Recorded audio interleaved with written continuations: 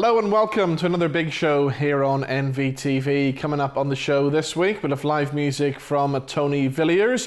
We've been out and about at the launch of the Belfast City Blues Festival, and we're going to be talking absolute rubbish with a lady called Ruth Major, and we'll find out why she is in Belfast. But starting us off, some live music, and Kieran, Goss and Kinsella have just released a brand new album called Oh the Starlings. They're playing a couple of local gigs as well, and we'll find out all about that in just a second. But starting us off, here's the title track from their brand new album, Kieran, Goss and Kinsella.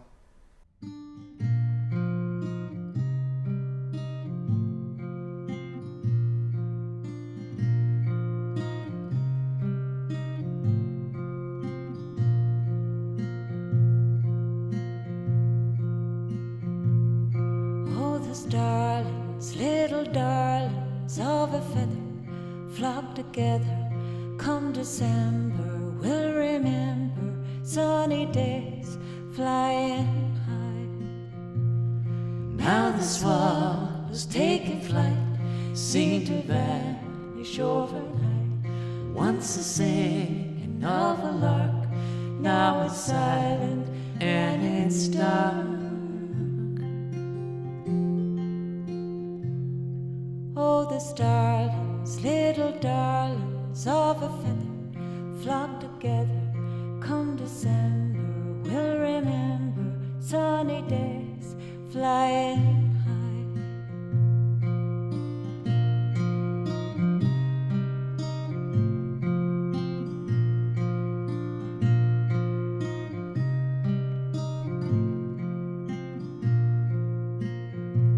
Summer birds are up and gone, no, it's time for moving on. We will meet again in spring, and together we will sing.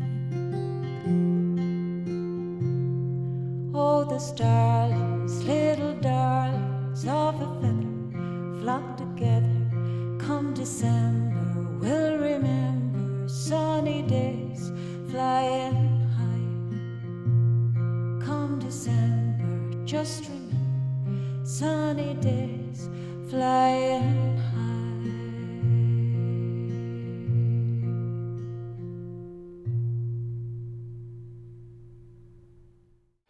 So that's a track called Oh the Starlings. It's also the title track from the new album from Kieran, Goss and Kinsella, who join me now in the studio. Guys, welcome. Thank you, Robin. Annie, tell us the story, first of all, behind the song Oh the Starlings. Well, Oh the Starlings is the title of the album, and we like to think of it as the linchpin song of the album. It was the central theme for the rest of the songs on the album.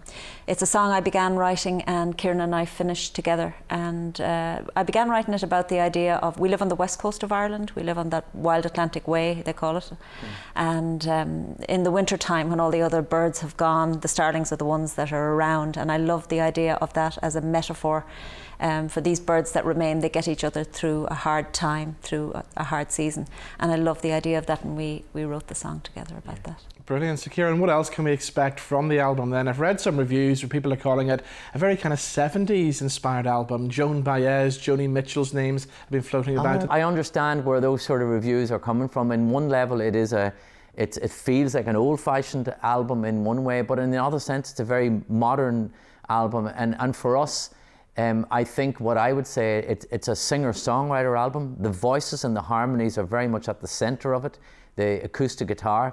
But we very carefully picked out the musicians that we wanted to work with who would enhance that and make it more than just, you know, a studio version of a live show. So there's some wonderful musicians on it. Jerry Leonard played guitar on it, who a lot of people will know from his work with David Bowie. Jay Belrose, this wonderful percussionist who's played with everyone. I've been here all day listening to all the people he's worked with. And I think for us, one of the things that was very important in the making of the album is that we made it in New York with a wonderful engineer called Kevin Killen. And people will know, he's one of these behind the scenes people that if you read the liner notes of albums, you'll know him, but you know, he has mixed and recorded albums like So for Peter Gabriel, did a lot of David Bowie albums, Kate Bush, Tori Amos, The Unforgettable Fire for You Too. He's really been making great albums for a long time, and we were delighted when the chance came to work with him in the studio. And I think both that acoustic approach that we were bringing to it, and then you marry that with a lot of modern sounds, particularly atmospheres. It's not in any way a pop record, but there's some beautiful sort of late night atmospheric sounds on it. And for us, we feel it's probably the best album that we've made. So we're very pleased with it. Brilliant. Now, it's been quite a while between albums for you, really, hasn't it? I was on holidays. I just lay low, and I was counting the money. You know the way you lose count. You know the way you lose count, you have to start again. So I suppose it has, but the world has changed, and in the meantime, actually, since we last met, it's probably a couple of years, to be honest. Annie and I have been off touring. I think the world has changed, the music business has changed, and we're both very much of the opinion that you go with the times and you move with the times, and what worked 5 years ago isn't what works now. So we have been touring in 7 or 8 different countries. And where's good to play? What countries have you enjoyed? Very much enjoyed the Netherlands. We work a lot in Germany, we work Austria, Switzerland I love very much as well. Denmark, UK, they're all great, but I love Switzerland, I have to say. We've just come back from Switzerland, and that was just fantastic. It's such a beautiful country, and people are fantastic there too. Kieran, can you believe it's 30 years since Brand New Star? No, I don't. I think you made that up. I think, see the way people lie on TV and they smile and then people accept it as truth. It's actually just 10 years wrong. I think you need to get your calculator fixed. It is hard to believe, isn't it? Yeah. Brand New Star. And you know, you have to begin somewhere. And for me, that album was like a statement of intent, I always say. And it's not a perfect album, but it was an album that in many ways marked a spot of where I was at as a songwriter. And even in today's show, there's songs from that album, like Brand New Star, Just Around the Corner, All That You Ask Me, that have survived and still would be the songs that people would shout out for at shows. And for me as a writer, I very much took the view from the start that I was interested in building a catalogue of songs that would come to represent something. And 12, 13 albums later, I'm still on chasing that. But I think what this new album, this duo album for me represents is also, rather than looking at it as just as a writer, it's been a wonderful opportunity for me to become, you see, on this album people might be surprised that Annie does most of the singing. And so my role is different, and I actually love it, because as a guitar player, you play differently when someone else is singing than you do when it's you. In the live shows, because Annie's doing quite a bit of the presentation, I get to become more of the backing musician and harmony singing. And all of those things, people might take it for granted that, I've been singing all my life, but when you start singing harmonies for someone, it's a different art form. Yeah. And Annie has been doing that, the backing vocals thing her whole life, and so, to be honest, I learnt a lot from her and what she used to do singing backing vocals to me, and then we applied that to when I'm singing harmonies to Annie. So for me, some people say it's a departure, but to me it's not. It's still a pursuit of trying to be the best musician, writer, performer I can be, and this has been a great joy for me to do, but it also has been a great learning curve as well. You're coming back to Belfast, playing the Lyric Theatre in June. Sunday the 9th of June. We're playing in the Playhouse in Derry as well, on the 8th, the night before. And for me, it's a bit like completing the circle. For all of those foreign gigs that we mentioned to you, to come back and play at the Lyric. When I was a student here, I lived in Stranmillis. It was round the corner from where I was living. So there's something brilliant about coming back to play in Belfast. And I'm glad we're coming back after we've done 90 or 100 shows in Europe, because I wouldn't want to be I still have loads of friends here and family here, and I think we're ready to present this new album and these new songs in front of them. I'm glad it isn't gig number 1. Yeah, and as well as all the songs in the new album, are we going to get the old favourites as well? There's a few, there's not many, is there? This show really, it does represent the new album. So there are a couple of songs from Kieran's back catalogue, but the bulk of the show is really is the new album. All right, well, Kieran and Annie, thank you so much for joining us, and we look forward to seeing you back in Belfast at the Lyric, and of course in Derry as well on the 8th of June. Thank you. Robin. Great stuff. Right, it's time to talk rubbish. Now, some people have been saying we've been talking rubbish on the big show for many years, but we're going to meet a lady called Ruth Major, who's been travelling throughout the whole of the UK on public transport, picking up rubbish wherever she goes. She's arrived in Belfast, and I'm pleased to say she joins me in the studio. Ruth, how are you? I'm fine, thank you, and thank you very much for inviting me along. Welcome to Belfast. Is this your first time here? No, I came many years ago when I was a teenager. So you must have seen many changes then from Massive, the last time you were here. Yes. So tell us about this campaign then. How did it all come about? About 3 years ago, I was travelling down to see my family in Cornwall, and I used to go every 6 weeks or so. And I got a little bit fed up of catching the train or driving, and decided to have an adventure. So I got the bus pass out and I went all the way there on the bus pass, and it took me 4 days, and I had such a wonderful time. I thought, I've got to do this again. And it's about that time that I heard about this campaign. I read about it on Facebook, and it was started by a man called Edmund Platt. And he was living in Marseille, born in Leeds, living in Marseille, and he was so fed up with the rubbish that he decided to start this campaign. And I saw it advertised and I thought, that's a wonderful idea. We can all do this. One piece of rubbish, pick it up every day, don't walk past it, stick it in the bin.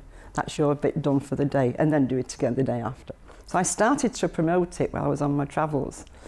And altogether now I've done 14, this is my 15th trip. I go away for a week at a time, and I carry a bag on my back with a sign on that says, I'm picking up one piece of rubbish, please join me in this campaign.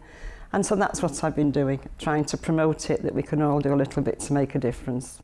So you've been all over the UK then. So where's been the messiest place so far you've been to? Probably where, no, I shouldn't say that. Most city and town centres are lovely, you know, they make an effort to. It's mainly when you get into the outskirts, and some areas where they're very densely populated. And I live near one, that they just sort of seem never to get tidy. And the back streets, I've just come back from Dublin, and the back streets of Dublin were a little bit like that. But it's not just Dublin, I think it's everywhere. Okay. So you've been to Dublin, you're Yes. here in Belfast today. Yeah. Which one's cleaner? That's not fair. How clean Go on, I'll say Belfast. So how clean is Belfast, do you reckon? It looks very clean to me, yes. I got off the bus yesterday and a lady said to me, you won't need to go around picking up rubbish, it's very clean here. So she obviously knows that the city is much cleaner than perhaps most are. Mm-hmm. Yeah, the centre definitely is very clean. And I'm staying just outside up Greenville Road, up north side, is it? Yeah, and it's clean around there. The occasional bits and pieces, but generally speaking, it's very clean. And of course, everybody comes to see our City Hall when they come to Belfast. What about the area there? Well, I did pick up yesterday while I was waiting for a bus. And it's a shame because the lawns outside the front are lovely, mm-hmm. and plenty of bins around, but by the end of the day, there've been quite a bit of rubbish left behind. So it's people's behaviour. I'm sorry to say, no matter how much cities and councils try to make a difference, we have to change the attitudes of the people themselves, because a lot of them don't care, and it's as simple as that. Okay, if you saw somebody on the street, right, dropping some litter, what would you do? I'd say something to them. I usually say, excuse me, but I think you've dropped something. And then if I get a verbal abuse because of that, then I offer to pick it up for them. And that usually shames them a little bit into saying, no, it's okay, I'll pick it up. Okay. So, yeah, I do challenge people. I challenged a chap who was dropping his cigarette down the grid. Right. And I said, look, you shouldn't be doing that, really. And he said, well, find me a bin and I'll put it in there. And I said, well, you can just drop the end off like that and pop it in your pocket and take it with you till you do find a bin. And cigarette smokers, I have to say, are some of the world's worst in dropping their... And they don't think it's litter. Yeah. I just hope that every one of them gets fined £80, but it's catching them that's the problem. What about chewing gum people as well? Oh, well, yes, they're just as bad, aren't they? I was in Japan 4 years ago, and there wasn't any litter anywhere, and I saw an old lady pick down, I couldn't see it, the tiniest piece, because I think they have a completely different attitude to their country, their environment, than we have in this country. And lots of other countries as well, not just Britain. So your travels have taken you all over the world. You were in India as well, weren't you? Yeah, well, I go from the sublime to the ridiculous. I catch buses for a week at a time, come home and go on a cruise somewhere, and then come back and do some more bus pass trips. So yeah, wherever I go, I pick up rubbish and try to encourage everybody else to do the same. And you must meet lots of interesting or crazy people on your travels as well. Yeah, I wanted to. In fact, I met a chap this morning who was taking some photographs of some rubbish and some bits and pieces around the linen quarter. Yeah. And I said, excuse me, you know, what are you doing? Because like, I was interested in what... And he said he was just checking that all the planters and everything were nice and clean, and there was a piece of rubbish and he'd taken it out. So he let me take his photographs. So I've made a conquest today. Brilliant. And then another lady in the visiting centre, she saw me picking up some rubbish and thanked me very much for doing it. And I said, I explained what I do, and she said, I'll do that too. So I said, well, just remember this batty old lady next time you see some rubbish. She said, I'm batty as well. What's the strangest piece of rubbish you've found on the streets?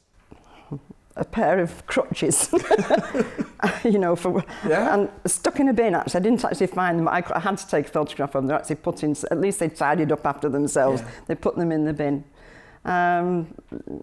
It's difficult. I picked up so many pieces, Robin. I can't remember half of them. Yeah. But now, there's another reason why you've come to Belfast and Dublin as well. There are some kind of family connections, aren't there? yeah, my great grandmother and her sisters sang in the music halls and the theatres in the 1880s. And I've tracked on social media and on the internet web pages, I've tracked where they performed. They toured, and they toured for years, or at least one of them did. And it's been amazing for me to find out the places where they performed. And so I'm trying to go to all those towns and cities to visit their local libraries and see if they've got any information about them. And so yesterday I was in the library in Belfast, looking through old newspapers and things like that. So I plan my trips around trying to visit the places that they've been, and that gives me a focus when I get there as well. And did you find out the names of any of the venues in Belfast that they played? Yes, they played in the Theatre Royal, and they played in something called the Buffalo Theatre, which changed its name later to the Coliseum, and then I think it changed its name to the Empire. Sadly, I've not found any photographs yet. I think they were at the beginning of the photographic invention, as it were, and they weren't quite old enough to you know, be involved in that. But it would be great to find out whereabouts those places actually were now. Well, I'll tell you where they were. Yeah, go on then. They were in Albert Square? The Albert Clock is, yeah. Yeah, and Victoria Square. Right. That's where the two theatres were. Okay. I'm not there now, of course. It's all shops, isn't it? Yeah. It's fascinating. Yeah. It really is. Yeah. Tell us about the cat. Who's he? Well, he's called Bagpuss. Yeah. Now, Bagpuss on the TV character was gingery coloured, but I thought he looked a little bit like him. He does, actually. So I called him Bagpuss because he travels in my bag when I go anywhere. And I take photographs of him and make postcards to send to my grandchildren. So I'll happily send him a photograph of today. Oh, brilliant, brilliant. And of course, people can follow your journey as well. There is a blog and you're on social media as well, aren't you? I am. Rubbish Ruth's Rambles. I ramble on about that, like that, quite a lot. But also I ramble around the country. And near where I live, there's a sixth form college, and I am always saying to them, look, don't drop that on the floor, pop that in the bin. And they're lovely kids, you know, but I never know who I've spoken to. So this particular group I was talking to one day, I said, now have you heard about me? Because and she said, oh, you're that rubbish lady. And I thought, well, at least the word has got around. Yes, yeah. And that's what I'm going to call myself. It's Rubbish lady. Rubbish Ruth. Rubbish Ruth's Rambles. And if nothing else, it usually causes a big smile. Indeed. Ruth, it's been great to see you in Belfast. And thank you for coming in and joining us. Thank you for giving me this wonderful opportunity. I do appreciate it. And let's hope that we can spread the word even further. We will. The very best of luck with your other journeys. Thank you very much, Robin. Thank you. Now, still to come on The Big Show, we'll have some live music from Tony Villiers, who just happens to be one of the big names playing this year's Belfast City Blues Festival. This year's festival takes place towards the end of June, and the launch took place the other day, and I went along. Here's what happened.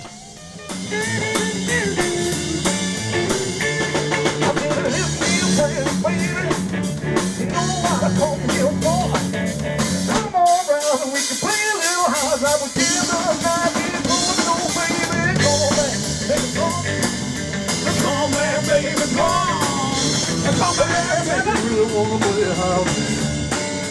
Okay, Seamus, it's happening again.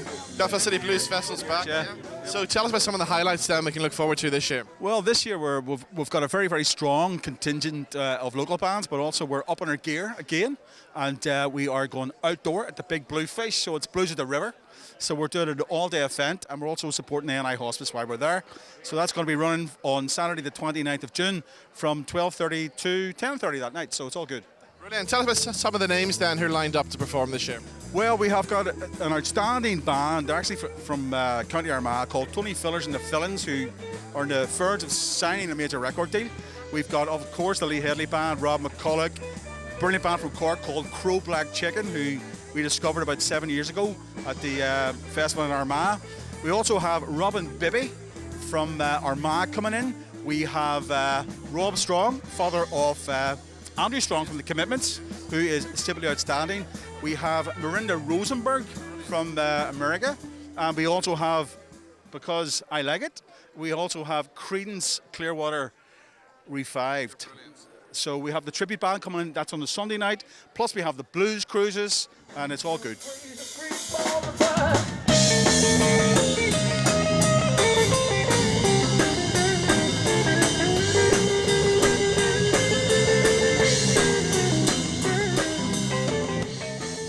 Of course, Kelly Cellars still continues to be one of the most popular bars in Belfast, doesn't it? Well, I would say it is the most popular bar. I mean, I think it's because it's old and there's nothing pretentious about it, you know. You don't have to worry about the velvet curtains sitting properly or anything, you know.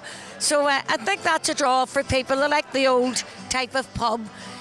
We don't have televisions in there or jukeboxes or anything. You know, it's just the old pub and a good atmosphere, and I think that's what people like in a pub. So that I cry, but I'm out on the road again. Didn't have no woman just to call my special friend. You know, the first. Okay, so Bumper, once again, Colourmaster are involved in the festival. Why do you keep getting involved every year? In my opinion, it's one of the best festivals in the city. It's all inclusive, it's free. Why would you not get involved?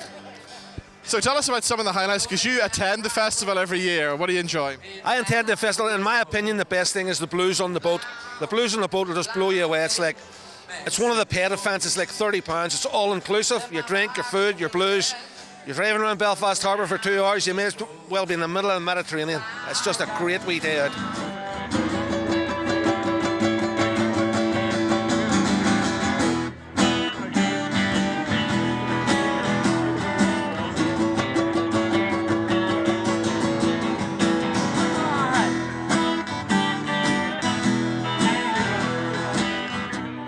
Of course, we're here for the Blues Festival today. Are you a fan of blues music? I do like blues music, yes, and I'm always open to new music genres. And I think the atmosphere here, the crowd, this has been one of the biggest turnouts for a festival launch, and I think that really shows the popularity of blues music here in Belfast, but beyond the city boundary.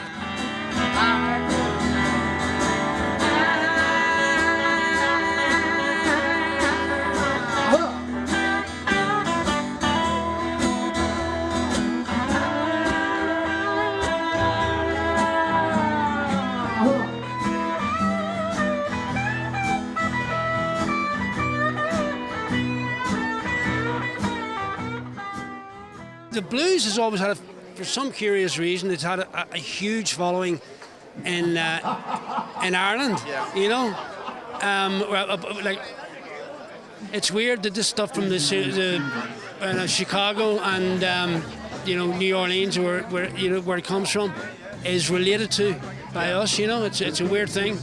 Right from the early days of Van Morrison, you know, there was a big blues scene here up to Rory Gallagher and people like that, wasn't there? I guess so, yeah. I guess that is it, you know. Big fan of Rory Gallagher. Rory always came to Belfast when no one else did.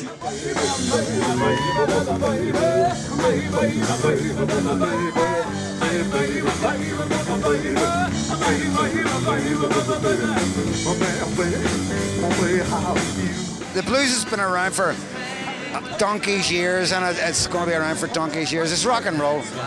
You know, no blues, no rock and roll, Robin. Exactly. You know, viva la rock and roll. El hombres. Oh, my baby, I wanna play hard with you.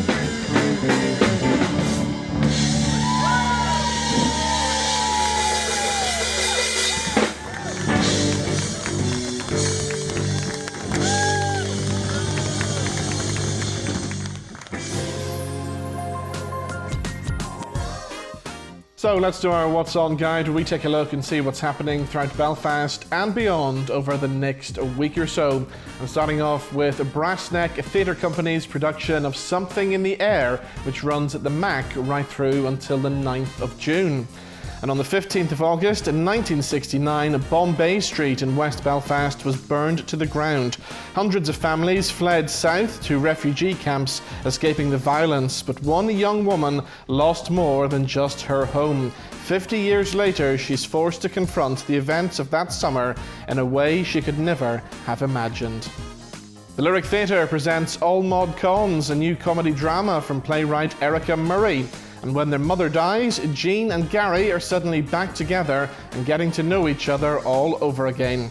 When an old friend and useless estate agent Ian offers to help them find a place together, long-buried tensions threaten to derail their already strained relationship. Can they ever escape their pasts? And All Mod Cons runs at the Lyric until the 9th of June. On Friday, 31st of May, singer-songwriter and guitarist Ken Haddock comes to the Crescent Arts Centre. Born in the middle of a war zone that was northwest Belfast during the late 60s, 70s and 80s, Ken has lived to tell the tale, and he tells the story of his mainly adult life through the writing of songs, and he delivers these songs with one of the biggest voices you will ever hear. The multi-award-winning Glen Houston Entertainments brings the Northern Ireland Wedding Music Showcase to the Dunsilley Hotel in Antrim on Sunday the 2nd of June, featuring some great acts including the ultimate party band Peach, Platinum, Step Brothers, Fifth Avenue, the VIPs and Fiddler Adam. The popular three-day Harmony Live Festival returns to Hollywood Rugby Club from the 31st of May until the 2nd of June, featuring Aslan, The Adventures and The Four of Us on Friday, Feeder, The Fun-Loving Criminals, supported by Dea Matrona on Saturday, and Alabama 3, Tony Villiers and the Villains and Kieran Lavery on Sunday. For more information, check out the website harmonyhollywood.co.uk. And finally for now, if you want to catch a movie in cinemas this weekend, why not catch Godzilla 2, the King of the Monsters? And the cryptozoological agency Monarch faces off against a battery of god-sized monsters, including the mighty Godzilla, who collides with Mothra, Rodan, and the ultimate nemesis, the three-headed King Ghidorah. Mothra, Rodan, Ghidorah. Moving like a pack. They're hunting. They all respond directly to an alpha. We stop this Ghidorah. We stop them all. Is there another creature that might stand a chance against him?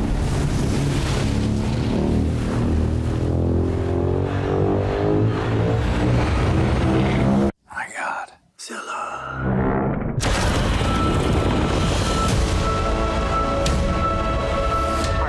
Will perish, and so will we. Unless we set Godzilla free.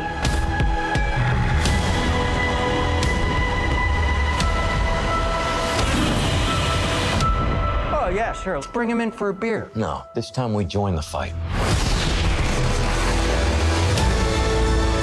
Run.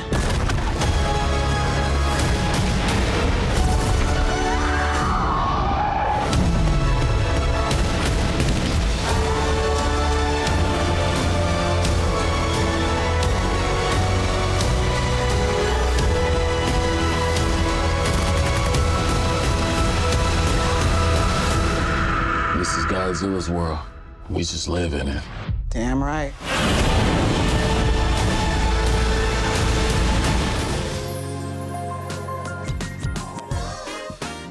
Time now for some more live music, and Tony Villiers has joined us in the studio with a track called John Prine Blues.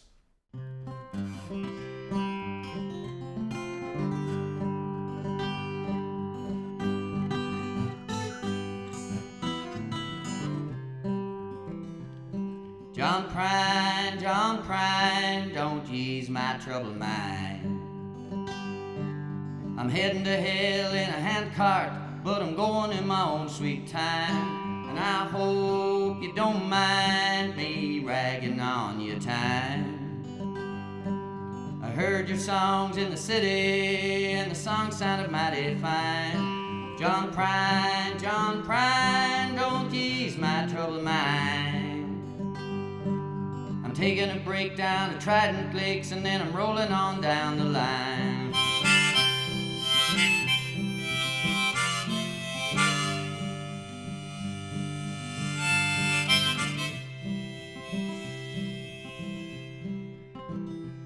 Well, I was rolling down the line, feeling a quarter past fine.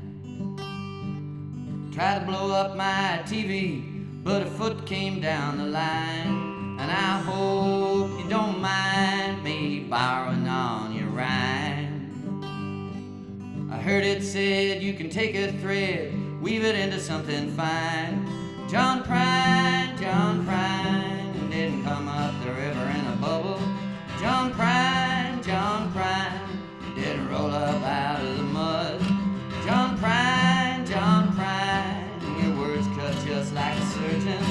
John Prine, in my heart and in my blood, in my heart and in my blood.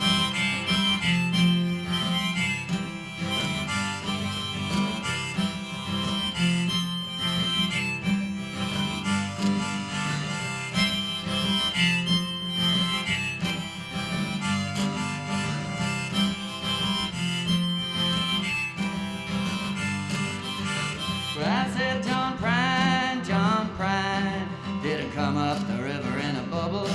John Prine didn't roll up out of the mud. John Prine, your words cut just like a surgeon. John Prine, in my heart and in my blood, in my heart and in my blood, in my heart and in my blood, in my heart and in my blood.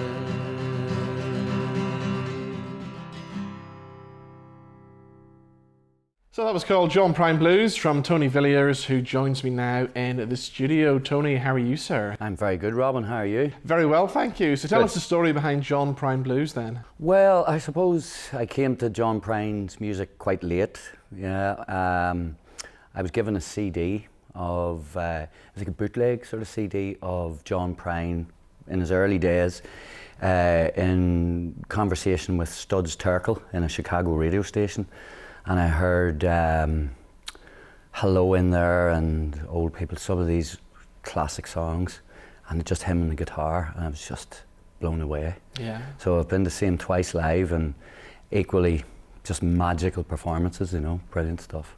So apart from John Prine, who are the other big influences? I would imagine Bob Dylan was a big influence on you. Oh, massive influence, yeah. But he sort of weaves his way through so much in the musical world, you know. He introduced me then to Woody Guthrie and the likes of that, but I was listening to Springsteen and Dylan and Simon and Garfunkel and all the greats from the 60s and 70s. And I know you had a big Bob Dylan evening recently as well, didn't you? We did indeed, yeah. A great night at the Pavilion, yeah, to celebrate Bob's, I think it's his 78th birthday, but nobody really knows anymore.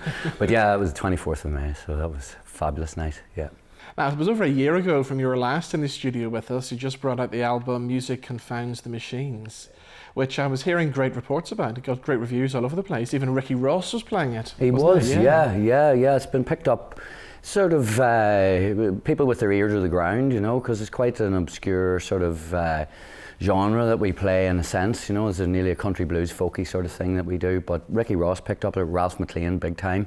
A lot of people sort of, you know, they really get what we're doing, you know, and it's opened a few doors and really, and it's won us a lot of fans of what we're doing, you know. We do our regular residency at the American Bar every third Saturday of the month, And that's just turned into from one man and a duck watching us at the beginning to sold out shows. So we've great times down there. So you've been in the music business quite a number of years now. You've obviously seen a lot over the years. Is it a good time to be involved in music at the moment? Oh, it's always a good time to be involved in music. If you set your sights at, that elusive, the grass is always greener on the other side, it's self-defeating. Yeah. I think you enjoy what we do. We enjoy every gig in the moment and live in the moment rather than, aiming for, this record deal or doing this, going down the road.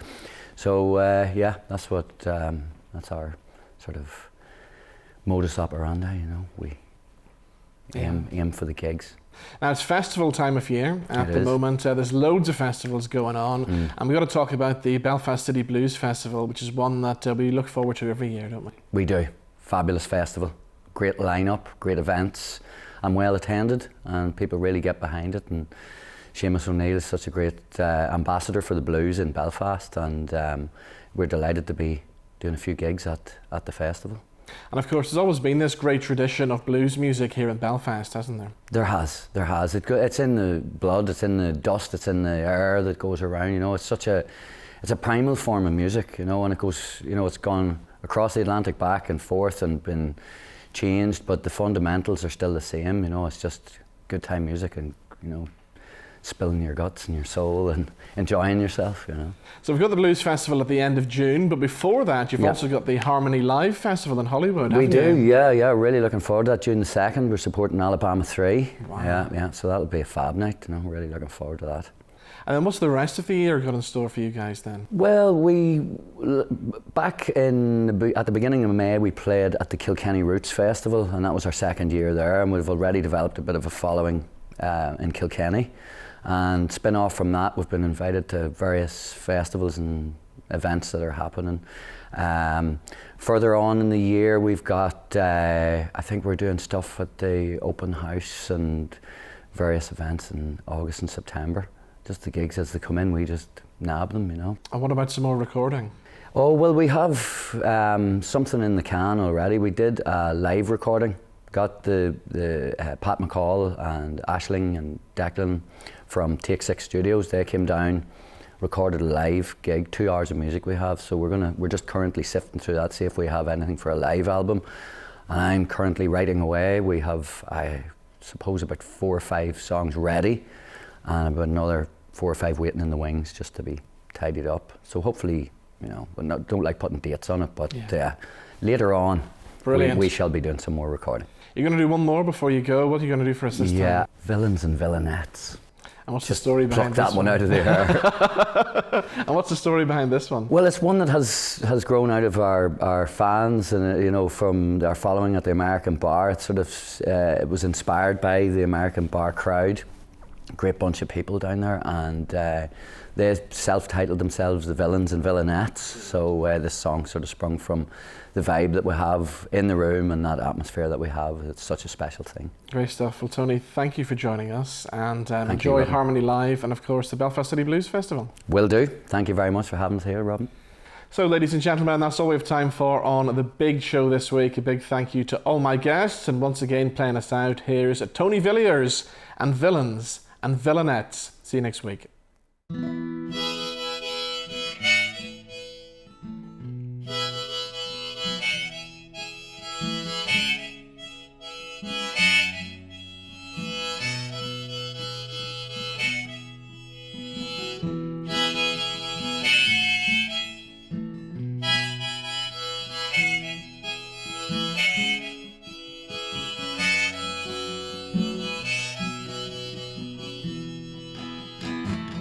Villains and villainettes standing in the sunshine outside the American bar, planning revolutions. Some are painters who've used 9 lives, some are singers who've lost their mind, others a finer blend of wine. Some are Molotov cocktails, some dream of greener grass, some are nursing hearts of glass, Some have come and some have passed. Some are yet to join the villains and villainettes, dancing in the sunshine outside the American bar, planning revolution.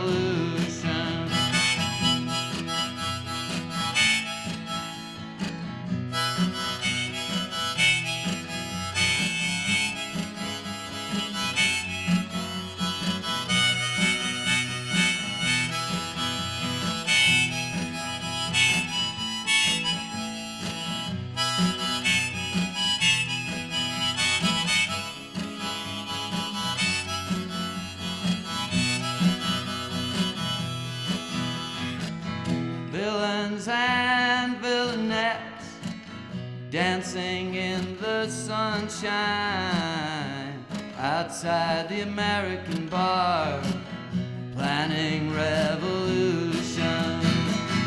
Villains and villainettes, dancing in the sunshine outside the American bar, planning